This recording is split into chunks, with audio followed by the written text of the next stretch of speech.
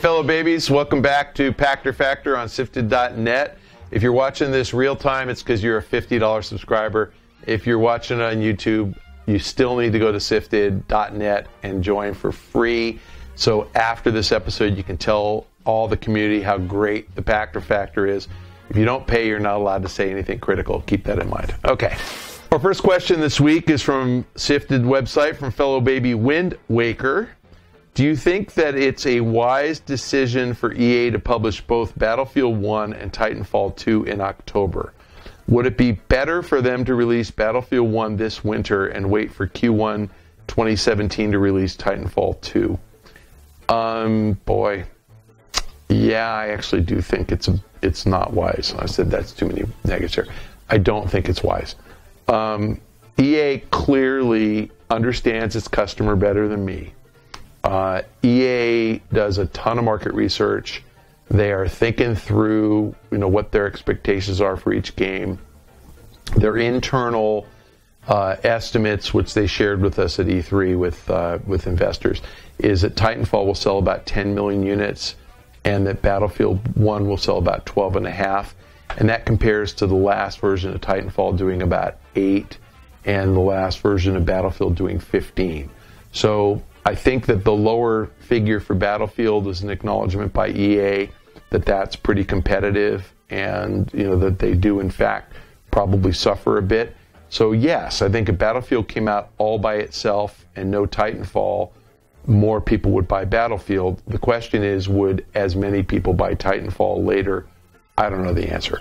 And to be fair, I don't know the deal that EA has with Respawn. It's entirely possible that their contract with Respawn says we'll publish this game at holiday. So maybe they have to. I don't really know. The thing I think that's more impressive than any is that Respawn last published a game in March of 14, and they're getting Titanfall out in October of 16. So it takes those guys less than 3 years to get out a game that looked to me to be the best thing I saw at E3. I really thought Titanfall 2 looks amazing. So again, I think Titanfall might surprise. Remember, it was an Xbox 360 and PC exclusive Xbox One last time. Now it's on PlayStation 4. There's a lot of PlayStation owners who have never played a Titanfall game. I'm sure there are plenty of PlayStation owners who played it on PC and or the Xbox 360. But I think Titanfall might actually really surprise people how well it sells. I do have a problem with Battlefield, and I think this is partly because I'm an old guy, partly because I don't really get multiplayer and I suck at it. But I look at Battlefield 1 and I find it historically fascinating. I mean, I think it's cool that it's set in World War I. I think gamers are interested in it because it's set in a setting that they don't really know a lot about, so they're intellectually curious about. But I think that it might be too retro for fun multiplayer. So, it's interesting to me, like the single player campaign, I'm fine with trench warfare, fighting with a bayonet or with your fists or whatever. And I'm fine with the biplane battles and the tank battles. That's very much like Fallout, where, you get surrounded all the time by feral ghouls and you've got to fight them off and beat the crap out of them, or you get attacked by animal scorpions, rad scorpions, or rad roaches, or whatever. You got to pick them off with a handgun. But that's not fun in multiplayer. I can't think of a multiplayer game that has been really successful that involves fighting, that involves hand-to-hand combat. Certainly, like one-on-one Street Fighter kind of games, those are fun.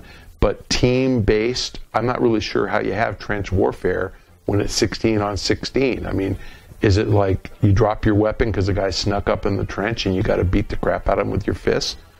So I think Battlefield might have problems as a multiplayer game. As a single-player game, it might be one of the best things that we see at E3, out of E3. But as a multiplayer game, I'm not so sure. So, I think that Titanfall and Battlefield kind of bracket the limits of a setting that you can have for a military shooter type game, where Titanfall is way in the future, Battlefield is way in the past. That might actually help EA to segment the market and kind of address the needs of everybody.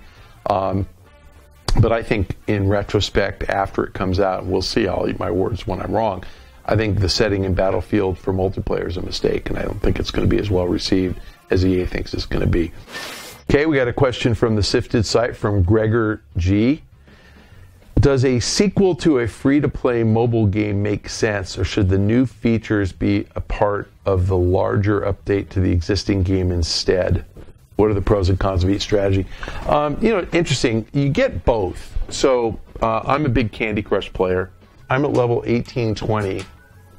2 weeks ago, I was at level 1790. And the reason I was stopped at level 1790 was these next 30 levels didn't exist. So the answer to your question is, if you're King, and King generates $2 billion a year in revenue from these games, they're doing both. They're adding levels to the existing game. It never stops. I'm at 1820. Trust me, I hit the end of the road at level 1000 a couple of years ago. Every 2 weeks or so, they add 15 to 30 levels every couple of weeks. So they've stayed up with me. I'm playing this game, 3 days a week, because that's all it takes me to get through all these levels. But they added Candy Crush Soda and Candy Crush Jelly because they wanted to change the game enough so that people who are tired, I'll use the pun, who are gelled on Candy Crush can go play Candy Crush Jelly. It's a different game. Different things happen. So the question is, do you do brand extensions, which is a whole new game? Do you do Farmville 2 in addition to Farmville 1, or just keep improving? And the answer is both. The key to free-to-play is engagement. And the longer you can keep people playing, the more opportunities you have to sell them something. And the more immersed the player gets in the game, the more likely they are to spend money. It doesn't help the person on level 50 or 100 on Candy Crush to add level 1800 because they're not there yet. But if they get tired of Candy Crush at level 100 and they want to try something new, maybe Candy Crush Jelly or Candy Crush Soda does something different. And if those games bore them, maybe Farm Heroes or Pet Rescue does something different. I'm good for $300 a year in King Games, and that makes me a whale. And for the number of hours I spend, more power to them. Next question from SIFTD from Tibble and Bits. With Disney seemingly exiting console game publishing for good, what do you think it did wrong besides manufacturing too many Disney Infinity toys that didn't sell? Do you think Disney would have done better had it emulated Warner Brothers? How restricted do you think Disney will be with licensing its non-Star Wars properties to game publishers? This is more a reflection on what Warner Brothers does right than what Disney did wrong. Disney and Warner are both media companies, and Disney tried to run their games business the way they run their media business. So they threw a lot of money at a relatively few number of titles. And I think they just assumed that, hey, if you make a game like Epic Mickey, it will sell 30 million units because it's Mickey. And that didn't work. They made a great game. I think that was a really, really cool game. But it was a niche game, and it was actually kind of a hardcore game with a iconic license. And so they shut down that studio. That was Warren Spector studio. Then they stumbled upon Infinity, and I'll say it was probably Johnny Vignacchi that came up with that idea. And, it came after Skylanders, but it in many ways improved upon Skylanders.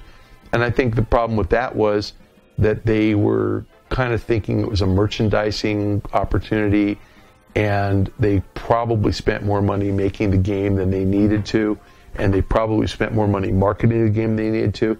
And ultimately, I think it was profitable. I don't think they were losing money on the game, but they weren't making the same kind of return. So let me just use really easy numbers.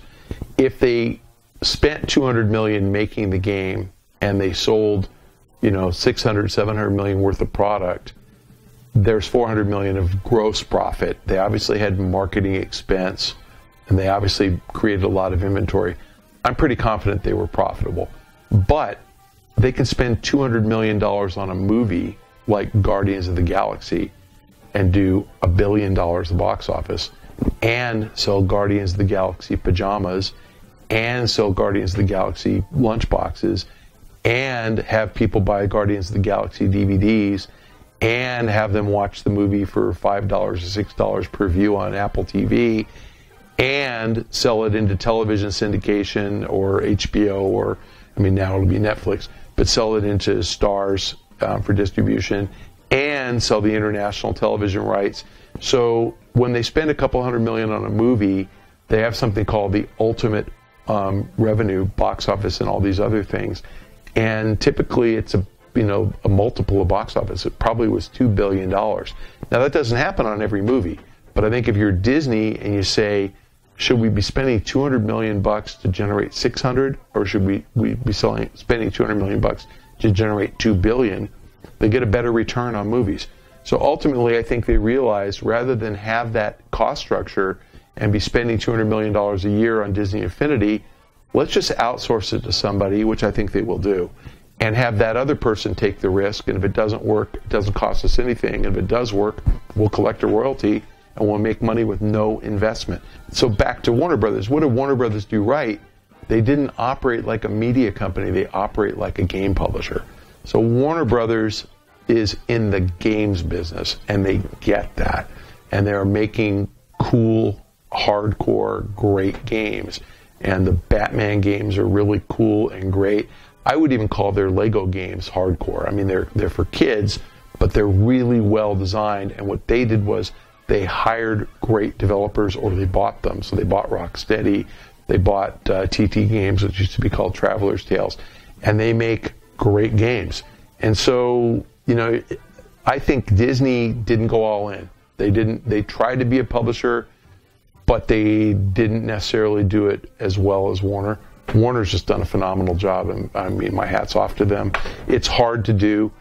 Midway, had Viacom or Sumner Redstone as an investor, didn't work. Warner Brothers in the past bought Atari and failed, didn't work. I don't think News Corp's ever done it. Universal tried to do it, didn't work very well. I mean, they still have a games division, but you don't really hear about them. The media guys just aren't very good with games, with the sole exception of Warner Brothers. They're great. So, I don't know. I think Disney would do well if it emulated Warner Brothers. I just don't think that they're very smart about it. Okay, our last question. I'm not sure I have a good answer for this. From SIFTD, from Soar Fear. What's your professional opinion of Bitcoin? Do you see other companies and services adopting it besides Steam? I have to confess, I don't get Bitcoin. I'm never going to get Bitcoin. Bitcoin is a currency built on the principle that, if someone's willing to accept it, it has value. I get what it is and where it comes from.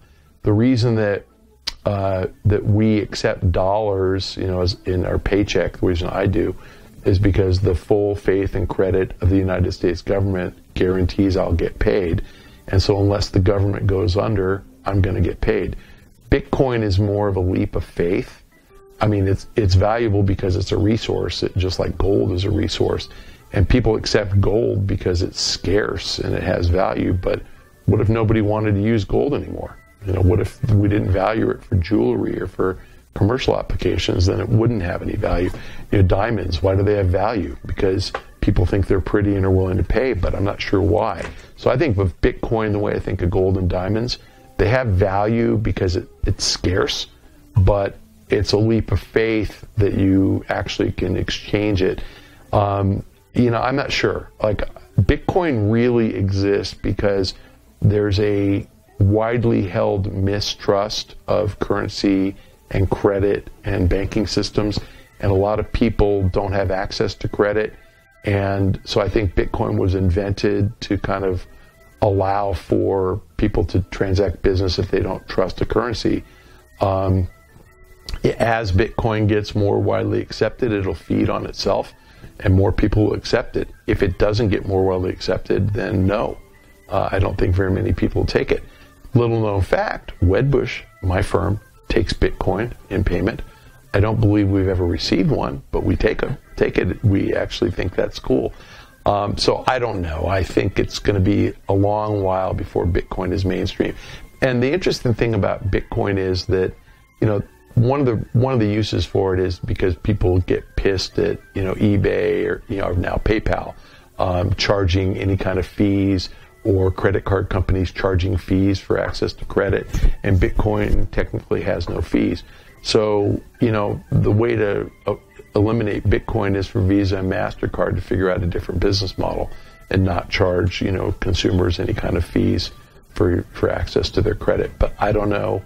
It's anonymous too. Yeah, right. For an underground economy, Bitcoin works really well. But again, I think most people, you asking, you're not a drug dealer trying to figure out how to take your drug profits and buy games on Steam.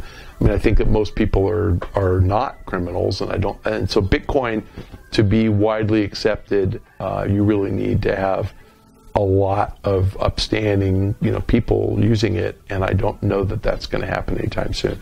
Most people are like me, and they don't really understand the need for it. I have credit, and so I don't need it. I'm happy to use a credit card. It works fine for me, or a debit card. But again, you're asking the wrong guy, so I told you you'd get an unsatisfying answer. I hope my answers were topical. Hope you watched it real time on SIFTD.net as a $50 subscriber. But if not, if you're watching on YouTube, you can head over to SIFTD and join for free. And you have access to the bulk of the services offered there, just not the original content, for free. If you're a free member, we welcome your comments about anything. But if you're talking about Pachter, only positive comments, please. We have to keep this a civil place. Thanks for joining us. We'll see you next week.